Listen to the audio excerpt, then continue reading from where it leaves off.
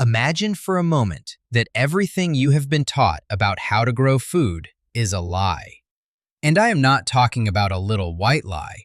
I am talking about a fundamental design error that we have been making for thousands of years. Imagine that there is a method that produces rice and barley harvests comparable to the most modern industrial farms, but without using a single drop of chemical fertilizer, without poisons for insects, without herbicides, and, listen to me well, without plowing the land even once. It sounds like a fantasy, right? It sounds like something a tree-hugging hippie would tell you while his crops are starving to death. But no. For more than 50 years, a Japanese scientist proved with data, with scales, and with real grains that this is possible. He wrote books that were translated into more than 20 languages. He received international awards. And yet, I bet you anything that you never heard his name in school. The global agricultural system decided to ignore him. And they did not ignore him because his method failed. They ignored him precisely because it worked. Because his success challenged the entire business model of the agrochemical industry. If you do not need to buy giant tractors, if you do not need to buy bags of nitrogen, if you do not need to buy pesticides every season, then who makes money? Only you and the earth. And that, my friend, is dangerous for the system. Today, I am not going to give you a boring agronomy class. Today, I am going to tell you the story of how a man discovered that intelligent laziness is the key to saving the planet, and how his 4 principles can change forever the way you look at that piece of land you have in your backyard or in your village. Get ready, because we are going to dismantle myths. Our story does not start in a bucolic field. It starts in a sterile laboratory in Yokohama. The year was 1937. The world was on the brink of war, but Masanobu Fukuoka, a young microbiologist of 25 years old, only cared about his microscopes. He had a brilliant future. He worked investigating plant diseases, classifying fungi and bacteria, blindly believing that human science could conquer nature. He was the typical arrogant young man who thought that if we analyze something enough, we can control it. But then, life gave him a reality check. Fukuoka fell seriously ill. A brutal pneumonia left him bedridden in a hospital, delirious with fever, dancing on the edge of death for weeks. And it is curious what happens when you face your own end. Obsessions with success and career fade away. In the middle of that fever, Fukuoka had a revelation. He realized that all that modern science, all that effort to dissect nature, was not bringing us closer to the truth, but taking us further away from it. He saw clearly that nature is perfect as it is, and that human intervention, no matter how well-intentioned, almost always ends up messing up the balance. When he left the hospital, he did the unthinkable. He quit his prestigious job. Imagine the look on his boss's faces. Imagine the look on his father's face when he returned to the family farm on the island of Shikoku in southern Japan. His father was a traditional farmer, one of those who break their backs from sunrise to sunset. And suddenly, his son arrives, the scientist, saying that the best way to farm is to stop doing things. Everyone thought the fever had fried his brain. They said he had gone crazy.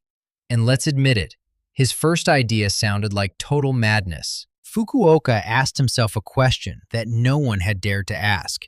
If forests grow alone for millions of years without anyone watering or fertilizing them, if meadows are fertile without anyone passing a plow, why on earth do we assume that to grow lettuce or rice, we have to torture the land? Thus began an experiment that would last 5 decades. Fukuoka did not invent a new complex technique. He did the opposite. He started to subtract. He decided to eliminate one by one all the practices that agriculture considers sacred. And what he discovered is something that is going to blow your mind. He discovered that most of the work we do in the field is not to help plants grow. It is to fix the mess that we ourselves caused with the previous step. It is as if someone broke a window with stones and then charged you to fix it, selling themselves as a hero. Fukuoka stopped breaking the window, and when he did, nature sighed in relief and started working for him. Let's get into the substance. Fukuoka's method has 4 pillars, 4 NOs. And the first is the most controversial of all. Do not till the land. I know what you are thinking. How are you going to plant if you do not move the earth? Since we are children, we see tractors churning the soil. We see oxen pulling the plow in history books. We have been told that we have to oxygenate the earth, that we have to leave it loose. Well, Fukuoka discovered that this is a monumental lie. Think about it for a second with cold logic. Have you ever seen nature passing a plow through the forest? No. And yet the forest floor is soft, spongy, moist, and smells of life. Modern agricultural soil, on the other hand, is usually hard as a rock if you do not water it, and turns into suffocating mud when it rains.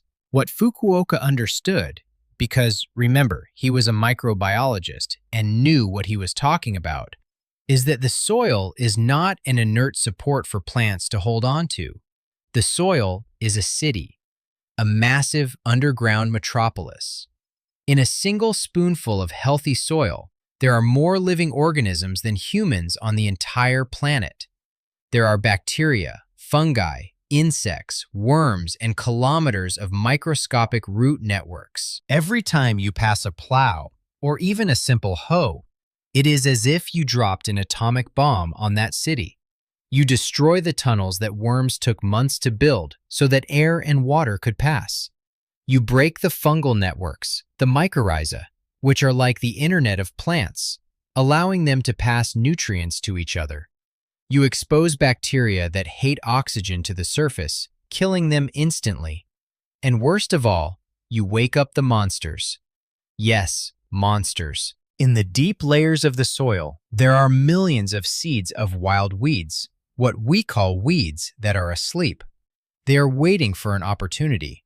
When you turn the earth, you bring them to the surface. You give them light, you give them air, and boom, they explode. So what happens? You created a weed problem that you didn't have before. And now you need to buy herbicides or spend the weekend pulling grass. Do you see the irony? You plowed to clean the field, and the only thing you did was invite chaos. Fukuoka said, enough. He did not till, never. He simply left the remains of the previous harvest on the ground. Rice straw, leaves, branches, everything stayed there. That layer acted like a protective blanket. It kept the moisture so he didn't have to water as much. It prevented the sun from burning the earth. And most importantly, as it slowly rotted, it fed that underground city. The worms came up to eat and went down to defecate, tilling the earth for him, for free, 24 hours a day. Fukuoka's soil, after a few years of transition, became so soft that you could sink a stick to the bottom with one hand. Meanwhile, his neighbors, with their modern tractors, had soils that were increasingly compacted and dead. It's funny, right? They sold us the idea that we need heavy machines and diesel to farm, when in reality, worms and roots know how to do the job much better if we leave them alone. But of course, worms don't pay bills or buy machinery.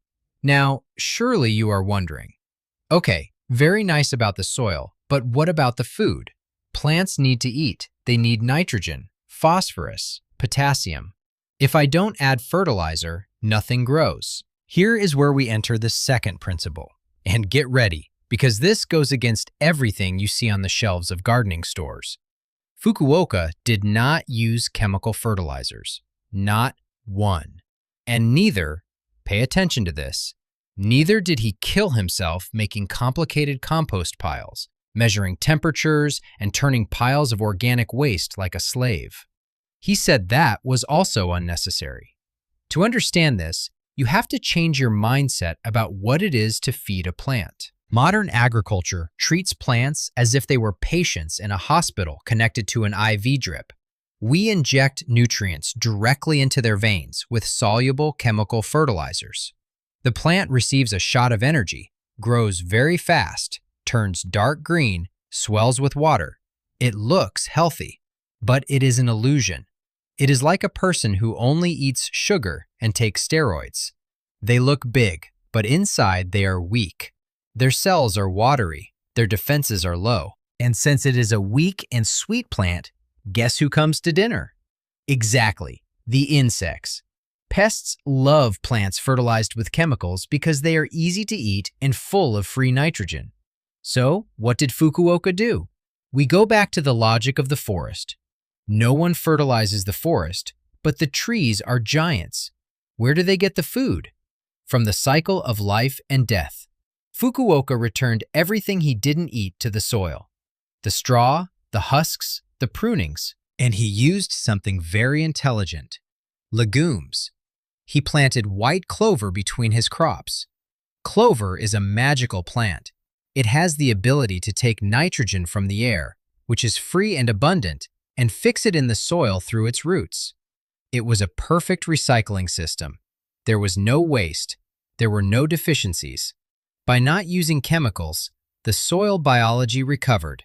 Fungi and bacteria went back to work, processing minerals from rocks and making them available to plants. A living soil is an infinite buffet if you don't kill the cooks with chemicals. But of course, the transition is not magic. And this is where I have to be honest with you, because I don't want to sell you smoke. If tomorrow you stop plowing and fertilizing your garden that has been receiving chemicals for 10 years, you are going to fail. At first, your soil is like an addict in rehab. It is used to easy food. If you take it away suddenly, it will suffer withdrawal symptoms. Fukuoka took years to recover the natural fertility of his land. There were bad harvests. There was mockery from the neighbors. But he knew he was healing the land, not just exploiting it. And when the system balanced out, his yields matched and even surpassed those of chemical farms, with a key difference. His soil improved every year, while the neighbor's soil slowly died. Let's talk now about the enemies, those beings that keep you awake, weeds and bugs. Fukuoka's third and fourth principles are, perhaps, the most psychologically difficult to accept, because we have been taught to hate. We have been taught that the field is a battlefield and that we are the soldiers who must eliminate everything that is not the crop. Chemical war against aphids, mechanical war against weeds. Fukuoka looked at this and laughed. He said, "Do not eliminate weeds, control them. And do not kill insects, let them eat each other." It sounds risky, right? Letting nature take control. But there is an overwhelming logic behind this that I am going to explain to you right now. And I promise you that when you understand it, you will not look at a bottle of pesticide with the same eyes again.